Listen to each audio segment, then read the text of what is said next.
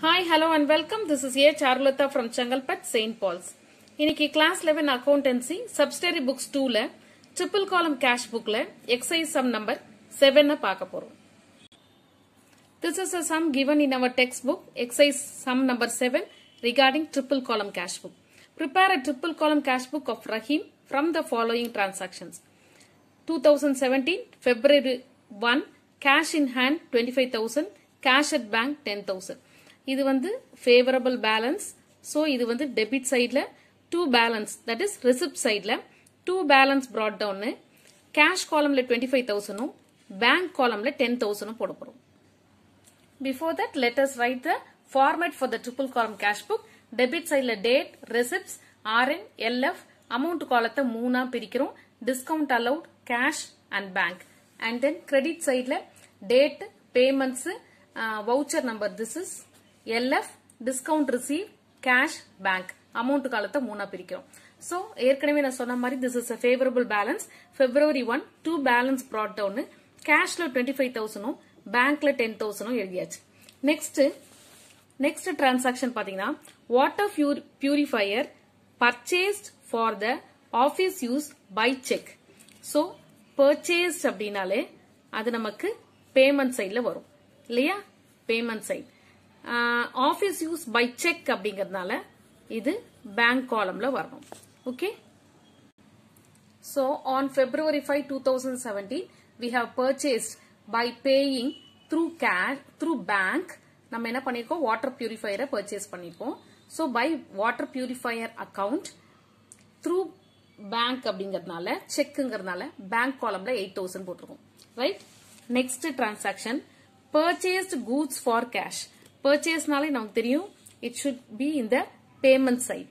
So, இது வந்து payments-ல by purchase ன்னு போட்டு cash column-ல we are going to enter 9,000 rupees.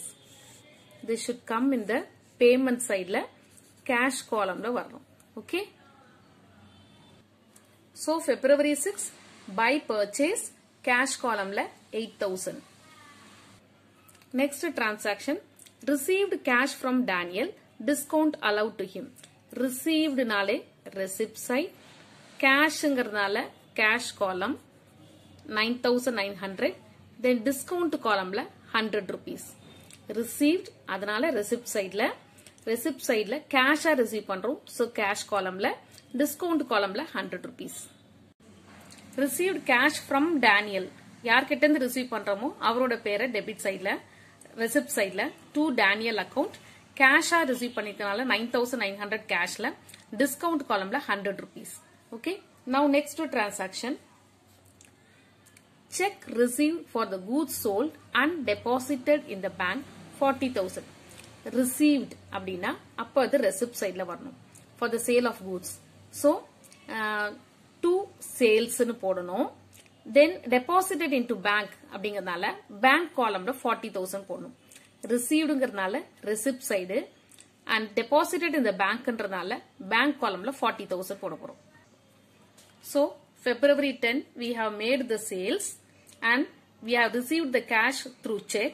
So to sales account and deposited in the bank. So bank columnல 40,000. Right? Now next transaction. Paid to Amala by check. Discount received from her 500. இப்போ paid அப்படிங்கறதுனால this should come in the payment side. Check அப்படிங்கறதுனால bank columnல காமிக்கணும். And discount columnல 500 காமிக்க போறீங்க. Right? Amount is paid to Amala. So paymentல by Amala account on February 12 14,000. We are paying by check. அதனால bank columnல 14,500. We have received discount from her 500. அதனால discount columnல 500. Now next transaction. Paid transport charges by cash. Paid அப்படிங்கறதுனால அது payment. Cash அப்படிங்கறதுனால அது cash column. Paid, so payment column. By cashங்கிறதுனால cash column. We are paying, என்ன pay பண்றோம்? Transport charges.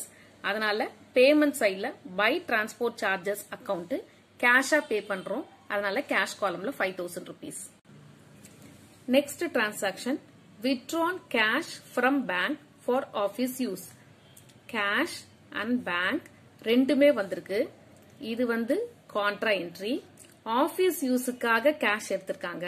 So cash comes into the business. So அதுக்கான journal entry, cash account debit to bank. So நம்ம cash book தான் maintain பண்றோம். So debit sideல to bank னு போட்டு cash columnல amount 20,000 போட போறேன். Cash bookல receipt sideல to bank னு போட்டு 20,000 cash columnல எழுத போறோம்.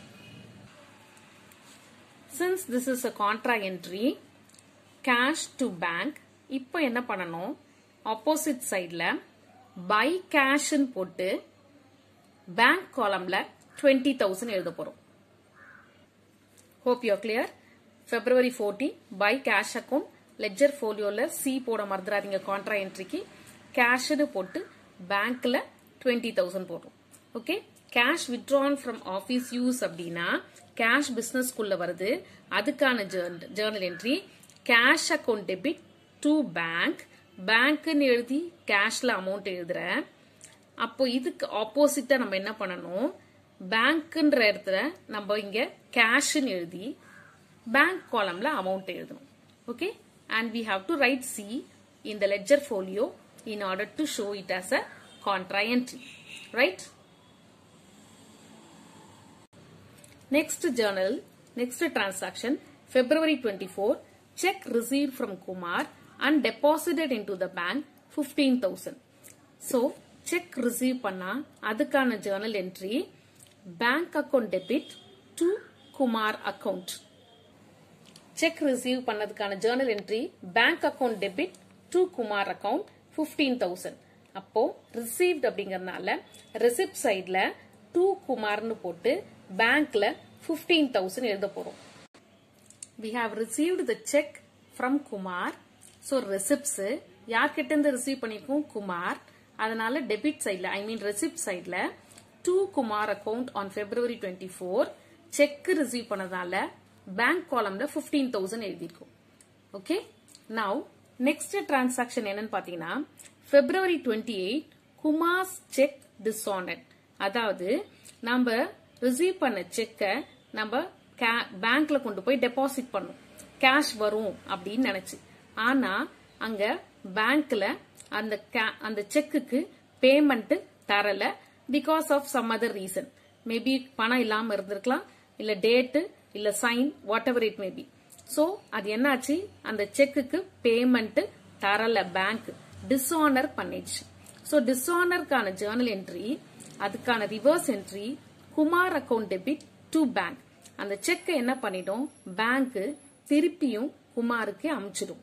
ஓகே, சோ அப்போ அந்த ரிவர்ஸ் என்ட்ரி நம்ம போடும்போது இப்ப பேமெண்ட் சைட்ல பை குமார்னு அந்த 15,000 நம்ம காமிக்கணும். ஓகே, சோ அந்த செக் டிஸ்ஆனர் பண்ணி பேங்க் வந்து யார்கிட்ட கொடுக்குது? குமார் கிட்ட தான் திருப்பி அனுது. சோ பேங்க் தான் கிவர். சோ நம்ம அந்த அமௌண்ட் எங்க எழுதணும்? பேங்க்ல தான் எழுதணும். சோ பை குமார் 15,000 பேங்க் காலம்ல நம்ம எழுதணும். Date February 28. Okay, to make you clear, when we receive the check, bank account debit to Kumar, we are receiving it from the Kumar as a check. So bank account அது dishonor ஆச்சுனா அதுக்கான reverse entry. இத வந்து receipt sideல to குமார்னு bank columnல amount எழுதுவோம்.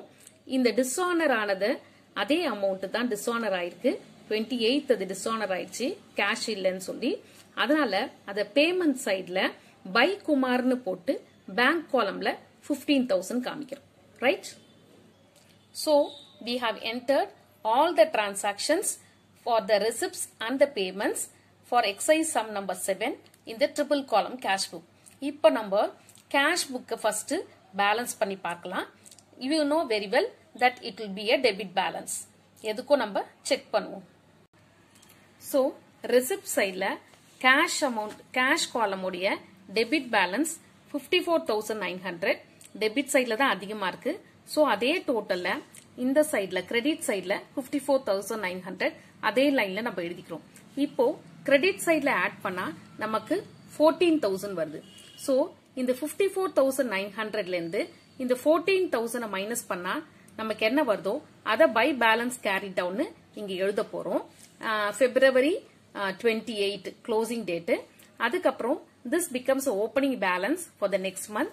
So March 1 to balance brought down இங்க வந்து 40,900 வரும் நமக்கு. ஆக்சுவலா 54,900ல இருந்து 14,000 போச்சுனா we will get 40,900.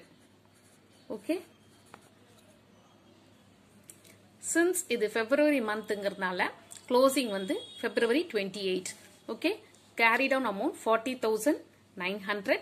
Then next month the number March 1st to balance brought down.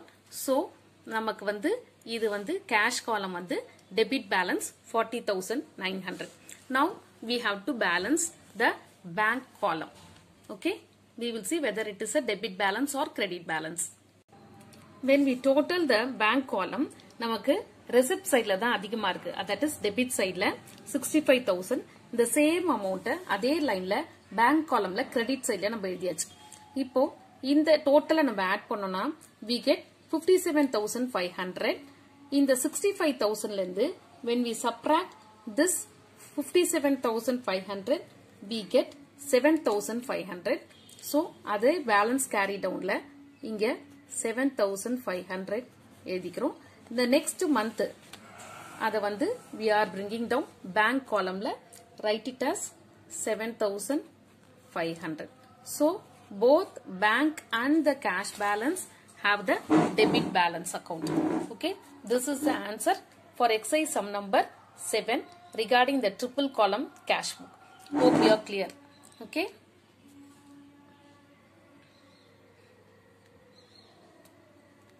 This is exercise sum number 7. Hope you are clear.